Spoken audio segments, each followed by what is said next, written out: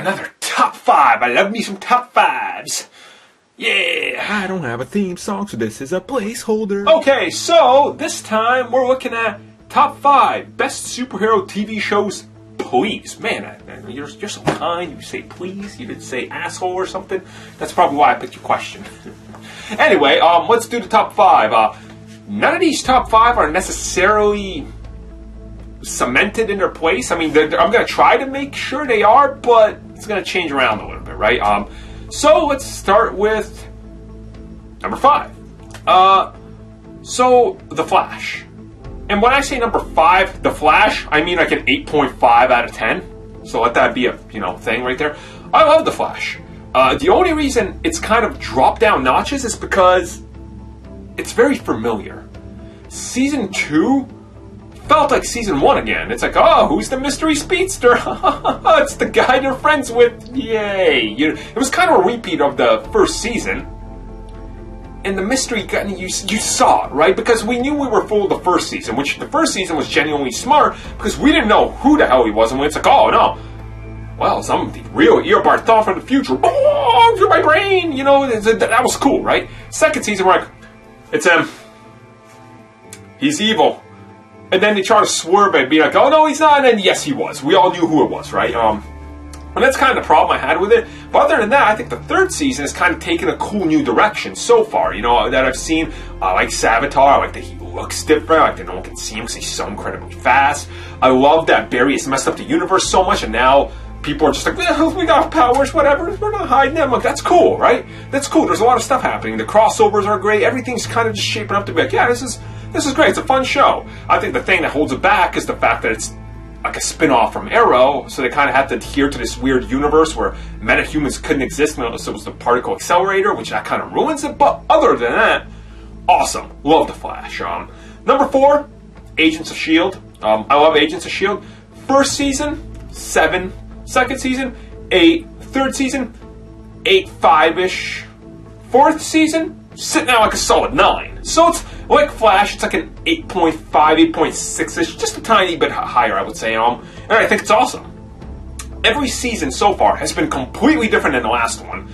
And season 2 was the most drastic departure you could ask for. Season 4 now, Ghost Rider and everything, that's incredible. It's so well done, and you're like, yeah, I love this. This is great. This is great TV. And the show's gotten darker, more mature, a lot of content in there for comic book fans to dig into, a lot of ties to other aspects. It's a good representation of the evolution of the MCU, and specifically to how much more mature they've gotten. And I really like that. And I love that their characters have been allowed to grow. It's not forced on them. Like, one aspect of The Flash is you see it, and the characters are largely still the same. Like, despite Cisco being like, oh no, we have this issue, Barry, in the first episode of the new season. Up until the last episode where he's like, oh, my brother was alive, he's still like, let me drop some names. I'm fun Cisco. And I'm like, it's... The time travel just kind of ruins that character development where Agents of S.H.I.E.L.D. learns off of it, and they're willing to just throw off characters and kill them. That's great. That's cool. It's just... You got rid of Adrian Palicki. Who would do that? But they did it. They're like, yeah, we'll do it. Whatever. And there were great characters on there, so it's a little more ballsy, it's a little more adult, and I really like it. It's a good extension of the MCU that puts it down on a more ground level. Number 3, Supergirl. I think a lot of you saw this one coming on. I think Supergirl Season 1 was very solid. You have to get past like the first 6 episodes to really see like that spark of genius, and then it gets much better. Season 2, way better, with the exception of Mon-El. But that's a whole nother rant video I did on my wife's channel. But Mon-El has these problems, but overall, it's a very comic book. And they're representing Superman and Supergirl in a way that people who love the old versions, love the comic books, can really appreciate it. And that's kind of what's really important, that identity, that you see that connection, right? So, I really love Supergirl. I love all the actors in there, having met Jimmy, James. God, it was awesome. I love what they're doing with Lana's character. Like, there's just so many cool aspects of everything that I'm just like, this is a friendly show. It's different than all the other ones, and that's why I love it. Number 2, Daredevil. In case you're... Okay, I'll talk about that next. Daredevil, love it. Season 1,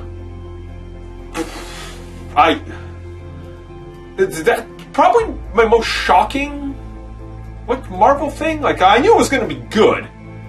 I didn't think it was going to be that good. You know, I didn't think it was going to be that dark, that gritty, that dirty. I didn't think Marvel was willing to go that far with something in the MCU, and they did it. You know, they delivered on something that was very special and different. And for those people who are saying, Marvel's just for kids.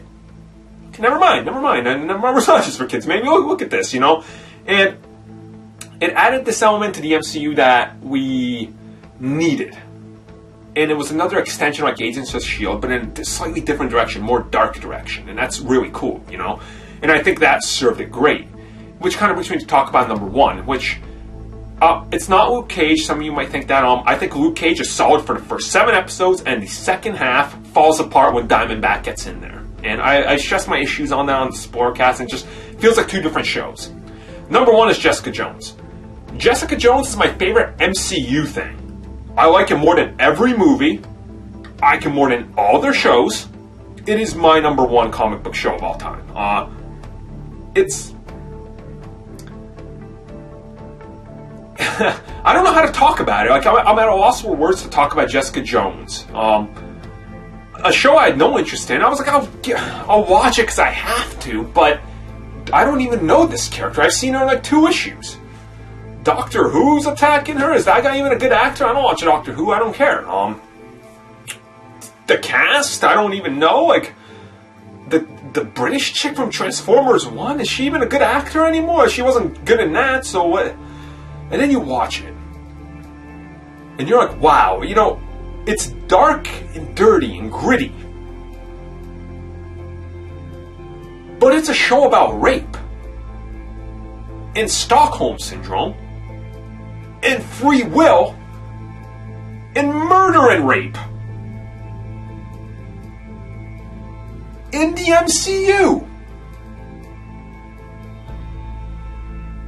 Bright-ass Captain America, fucking spangly outfit. I was raped. In the same universe, sharing the same streets of New York. Like, I did not expect that. Not only that, I didn't like... When they were casting Jessica Jones, when I saw the casting, I was like, she's so awful in Breaking Bad. She can't possibly be good in this. And she's amazing. Purple Man, favorite villain in the MCU. The use of color in that show. The color palette is so perfect. Like, the cinematography, how everything is framed, how everything comes out, the crime noir feel, which I'm not a big fan of crime noir, but that, it has it, and it gripped me. Like, it grabbed me and said, you know, you didn't care about this, but you love this show. And I'm like, yeah, I do. I fucking love this show now. It's my favorite thing. I love Jessica Jones. Like, that show, like, that's the thing I'm most excited for. Jessica Jones Season 2, I will take that over almost everything the MCU's throwing at me if I could just get that first. But, yeah, unfortunately, I can't. But that's how much I love it. It's genuinely that good to me, you know. It's just so many factors go into it that when I think about it, I'm just like, you know, it's different. And that's what I wanted. I wanted the MCU to go, hey, Daredevil was this one thing, and this isn't going to be Jewel flying around or doing something.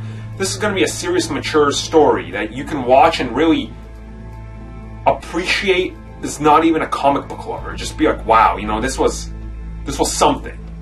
Something more. And it was. I don't know any other shows that deal with that type of subject. And it's coming from the MCU. Fucking spangly Captain America. Same street. It's goddamn rape victims in a rape TV show. And that's what it is. It's mind control and rape and all this messed up shit that he does to her. Blew my mind. And that's why it's number 1. Which then brings me to you guys. Now, obviously, my opinion is wrong. Obviously, The Flash is the best. Obviously. Legends of Tomorrow is the second greatest. And obviously, Agents of S.H.I.E.L.D. sucks. Oh, and Supergirl. I'm totally stupid for liking Supergirl. So, in the comments below, you can let me know what your top 5 are. Because I'm definitely interested to see how different your list is going to be than mine. Because as always, none of us really share the same list, and we have different reasons for liking the things we do. So let me know down below. Hey guys, Armin here, just reminding you that this video was made possible thanks to patrons. If you guys are interested in supporting us and making sure we keep the lights on, check out our Patreon where you can join other fans in supporting the CBC, delivering content you guys have come to love and expect. And if you can't do that, give us a like and a subscribe. That goes a long way too.